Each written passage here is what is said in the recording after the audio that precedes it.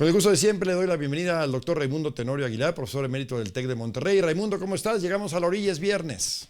Llegamos finalmente a la orilla, mi querido Carlos. Y bueno, mira, pues los gobiernos de México y Reino Unido acordaron acelerar las negociaciones para concluir un tratado de libre comercio entre ambas naciones en un plazo menor a un semestre.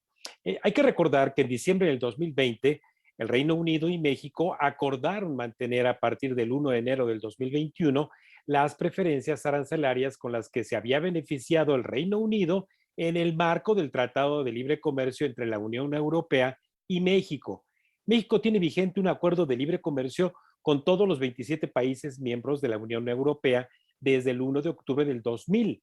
Pero al salirse el Reino Unido del acuerdo de la Unión Europea en el 2020, derivado de ese referéndum llamado Brexit, se cancelaron sus derechos comunitarios en materia de las preferencias arancelarias que se conceden por separado al Reino Unido. Y entonces se dejaron de aplicar los aranceles del acuerdo de Europa, de libre flujo o de aranceles en desgravación hasta llegar a cero, y prevalecieron entonces los aranceles con la Organización Mundial de Comercio, es decir, aranceles generales. En cuentas claras, mi querido Carlos, el Reino Unido y México buscan concederse mutuamente una desgravación arancelaria para los flujos de importaciones y exportaciones en un tratado bilateral preferencial a la altura del que ya se tenía cuando el Reino Unido era país miembro de la Unión Europea. México es campeón mundial en cuanto al número de tratados de libre comercio, con 15 tratados y el equivalente a 50 países, todos ellos conseguidos en los gobiernos anteriores al actual, y 6 acuerdos de complementación económica y acuerdos de protección recíproca de inversión. Y por cierto, Carlos, ante el rumor insistente de que México estaría pensando en negociar un acuerdo de libre comercio con China, vale la pena señalar que aunque no está prohibido hacerlo en el marco del Tratado Preferencial de Libre Comercio entre México, Estados Unidos y Canadá, el artículo 32.10 menciona que el TLC, que se firmó y se ratificó por este gobierno, se refiere a acuerdos con países de economías no mercado. ¿A qué se refiere esto?